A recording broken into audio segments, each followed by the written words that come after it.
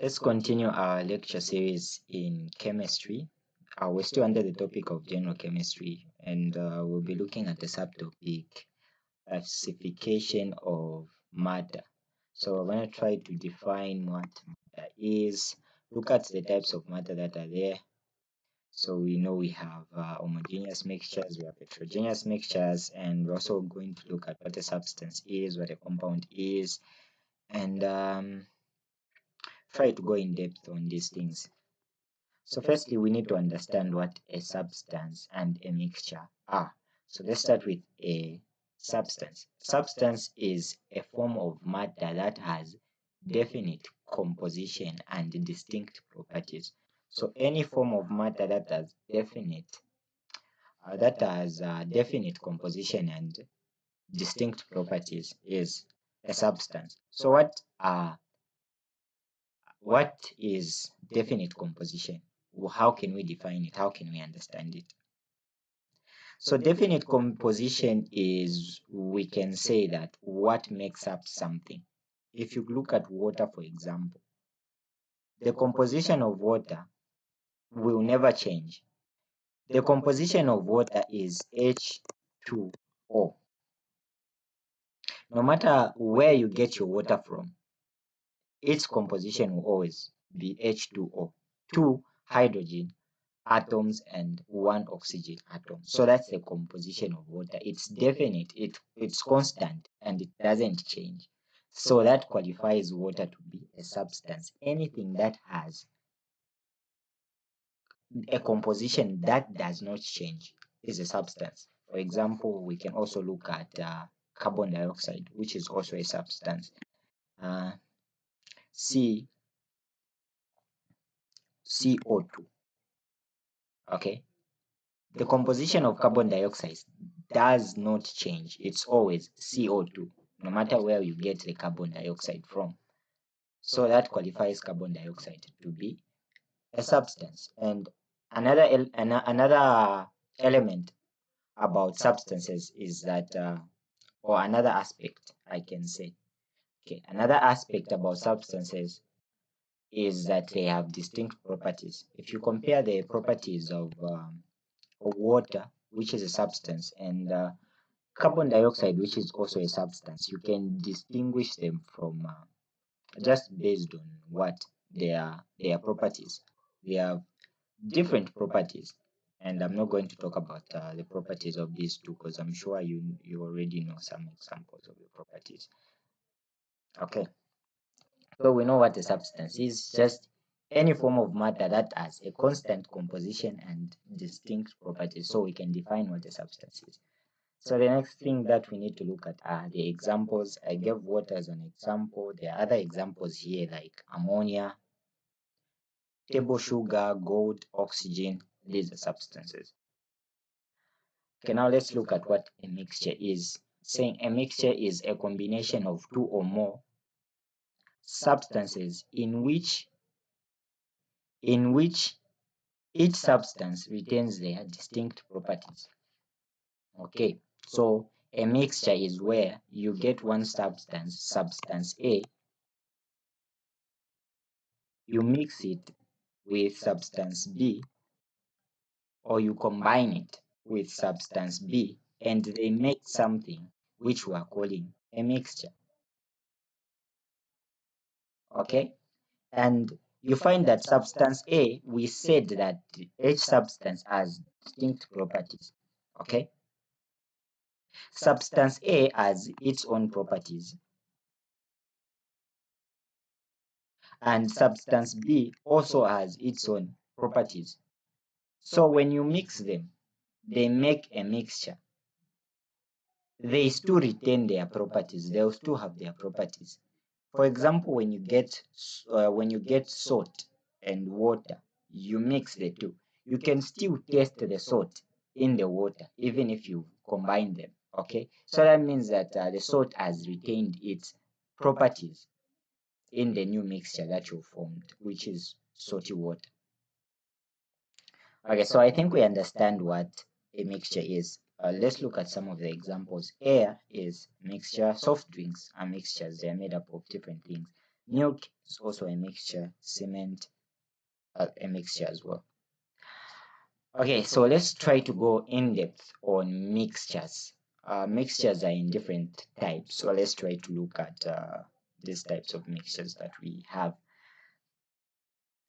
So the first type is a homogeneous mixture. What is a homogeneous mixture?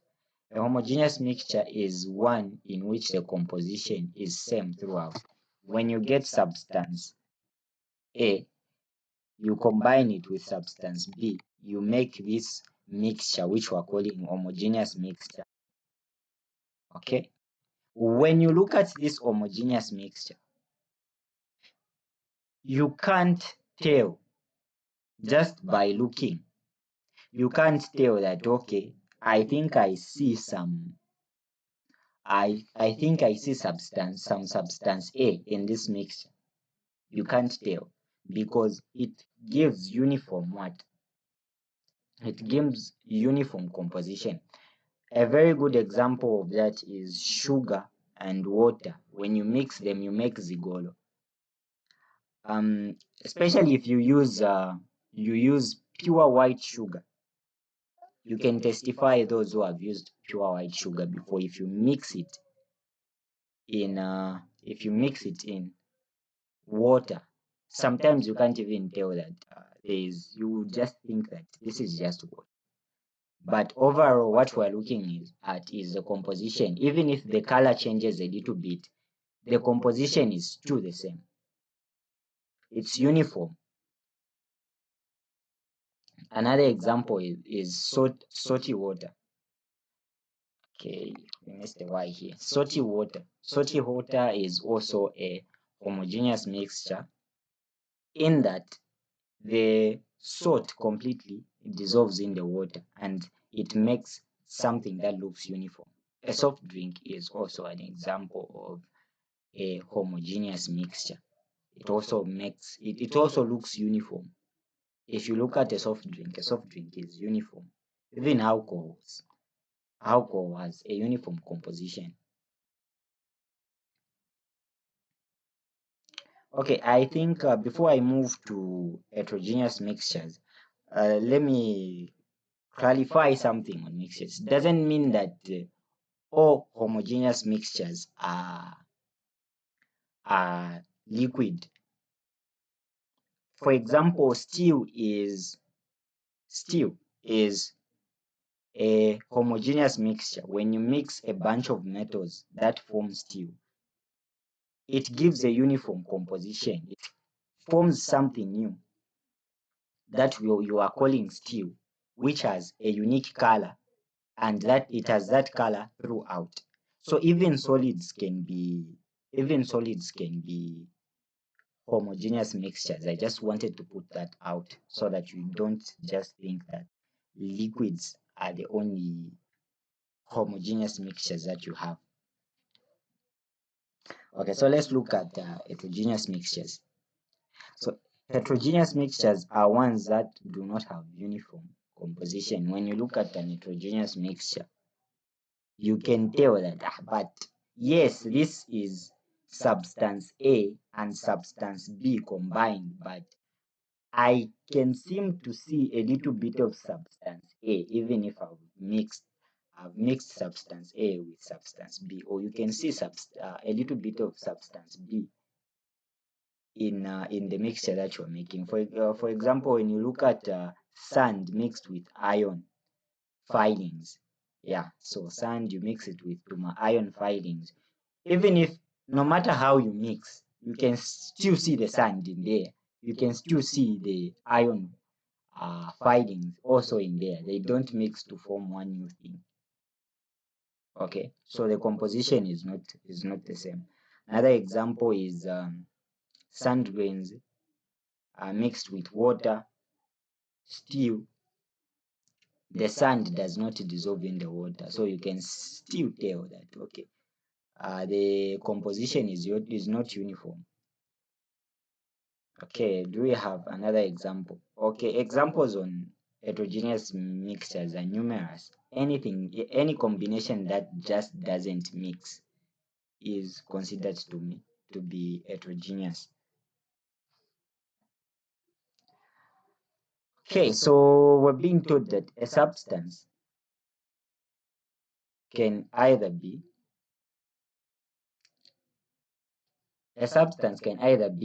an element or a compound. So substances are either elements or compounds. You get that? Substances are either elements or compounds. So we need to know what an element is.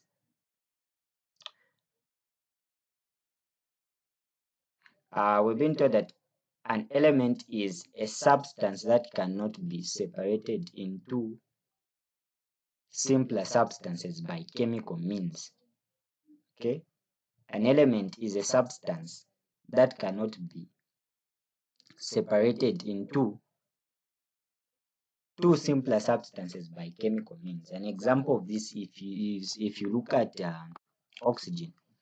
Oxygen is an element.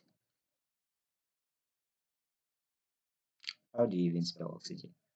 Okay, doesn't matter. You've heard. We're looking at oxygen. So oxygen is an element. What makes oxygen an element is that there is no chemical method that you can use to simplify oxygen into something else. You can't split oxygen into something else. But if you look at water, H2O, which is also a substance, but it's not an element because you can split water from H2O to, you can split it to oxygen and hydrogen. Okay? You can split it to oxygen and hydrogen. So that means water is not an element. Even CO2 is not an element because you can split it into carbon and oxygen. But if you look at carbon alone, carbon is an element because you can't split carbon into anything simpler by physical or chemical means whatsoever. Now let's look at compounds. A compound is a substance composed of two or more elements united in fixed proportions. Okay, so a compound is just made up of two or more elements, like we have said. So you can get oxygen, you get hydrogen, you form something with the oxygen and hydrogen, and you call that thing that you have formed a compound. Okay, so that's real simple to understand. So a compound is just made up of two or more elements chemically united in fixed proportions.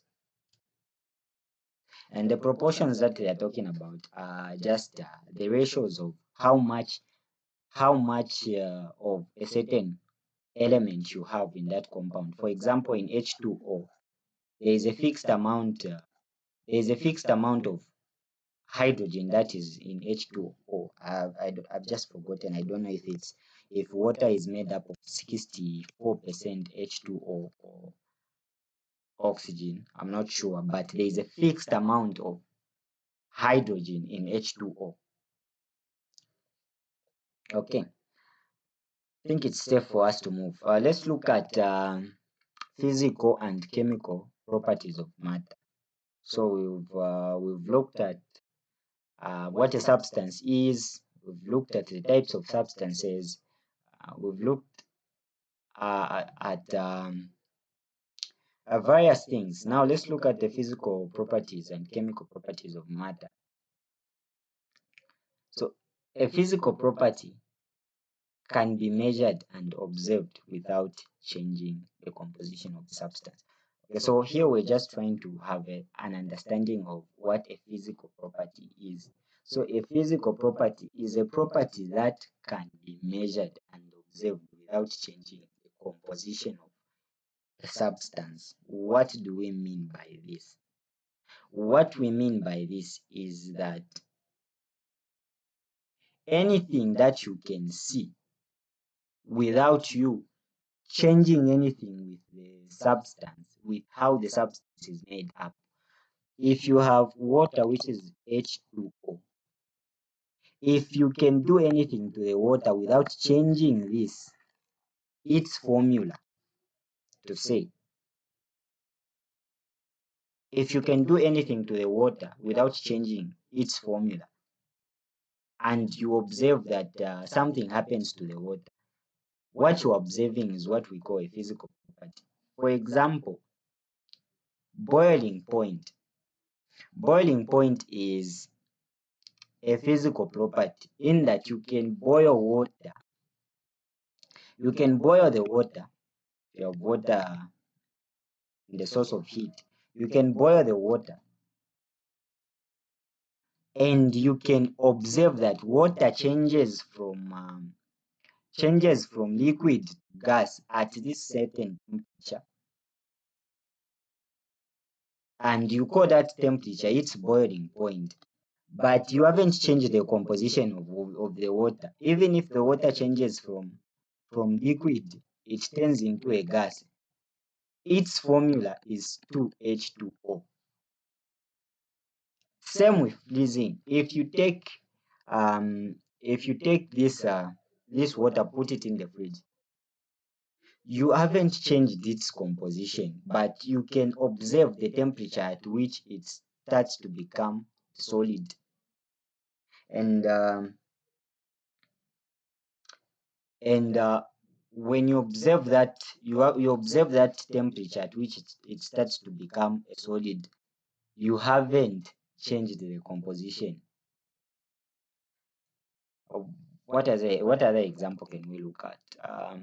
So examples of physical properties, like I've said, is boiling point. Boiling point can be observed without changing the chemical composition. Melting point can also be observed without changing the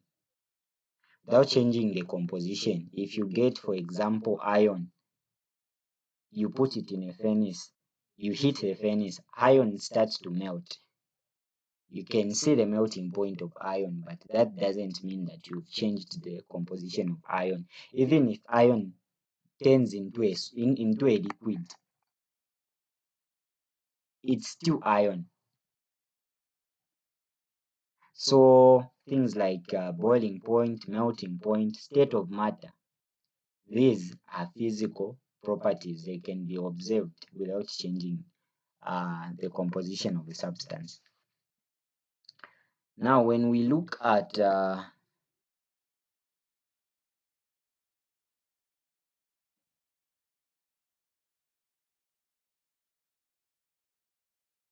when we look at a chemical property, a chemical property is observed if there is a chemical change. You can only observe a chemical property if there is a chemical change. For example, you can be mixing two substances. You mix two substances and you find that when you start to form a new substance from those two substances that you've mixed, for example, your substance A plus substance B, when you start to mix this, there is a chemical change that occurs for there to be substance AB. It means that the composition has changed now. This is the new composition that will be there. And there will be something that you observe. Maybe the color will change. Maybe heat will be produced as this new substance is being formed. That is a chemical property. It can only be observed if there is a chemical change. So chemical change usually occur in the composition of a substance. So if there is change in its composition, in its structure, if there is a change in the chemical formula, for example, you get hydrogen, you get oxygen, you form H2O, yeah, there will be a chemical change there. Okay, the other things that we need to look at are how we measure properties of matter. So there are two categories, two very important categories that you need to consider.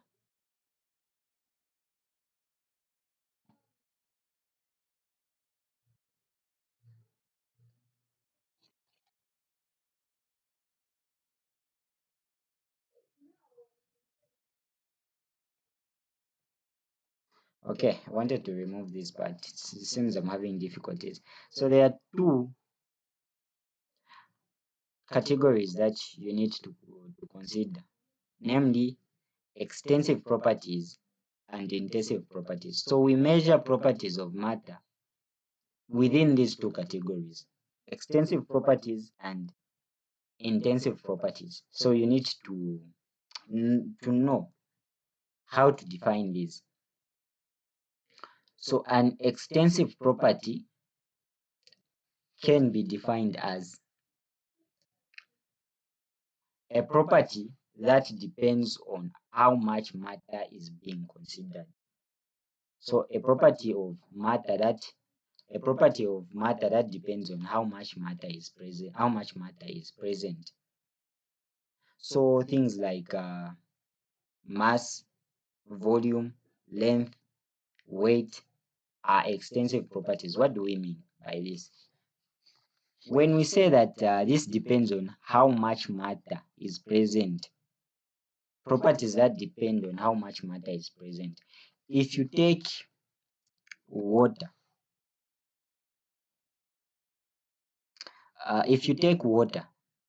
and they ask you, what is the volume of water?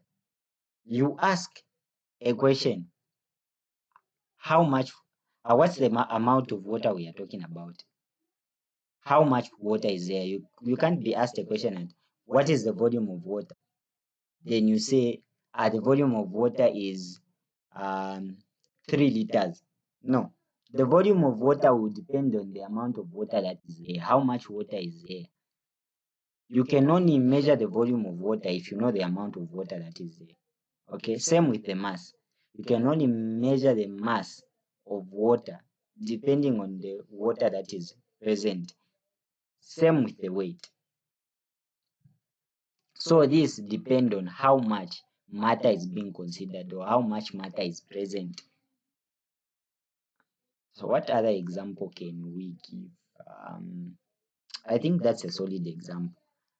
With anything, an extensive property, you will always need to consider the amount of matter that is present at the moment. Length of something, you need to know that something, how much of that something is there for you to measure its length. A person can't just ask you what is the height of a human. You need to see the human you are talking about so that you can measure his height. A person can't just tell you what is the weight of a human. Well, who are we talking about here? You need to know. So an extensive property depends on how much matter is being considered or how much matter is present. So the examples are mass. You can only measure the mass if you see the matter that you're talking about. You can only measure the volume if you see the matter that you're talking about. You can only measure the length if you see the matter. You can only measure the weight if you see the matter that you're talking about. You can't just say the weight of water is 5 newtons. No. The mass of water is 5 kg. No. You need to see the water that you're talking about. So extensive property depends on the matter that is being considered. So now let's talk about intensive properties. Intensive properties are properties that do not depend on how much matter is present. Okay, so water has intensive and extensive properties. For you to know the extensive properties, you need to know the amount of water that you're talking about that is there. But for intensive properties, it doesn't matter the amount of water that is there. Even if you, okay, let's say if you had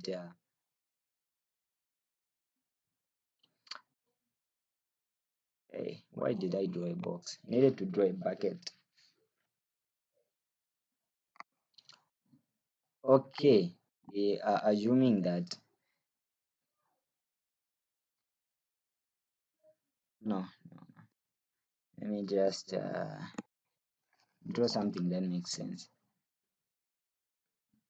If we have water in a cup, okay, and water just lying on the floor. Okay, the density of this water which is in the cup is the same as the density of the water that is just spilled on the floor.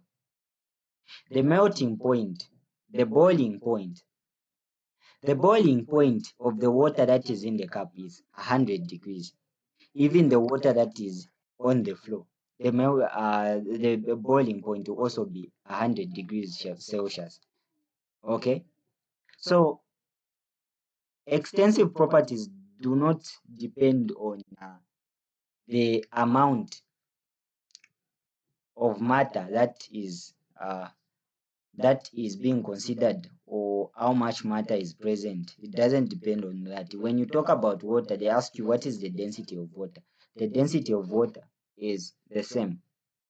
The boiling point of water, pure water, it's the same. Whether you have a 20-liter bucket of that water and a 10-liter bucket of water, the density, the boiling point, the temperature, the melting point will all be the same. So the takeaway is that intensive properties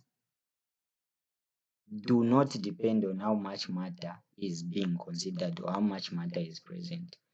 And examples of those are density, temperature, melting point, and boiling point. Okay, I think that was a lot, and we've come to the end of our lecture session. If you want more content, you can contact me on any of those numbers that you see on the screen, or you have any question or on the lesson that I just delivered, please text me on WhatsApp and let us reason together.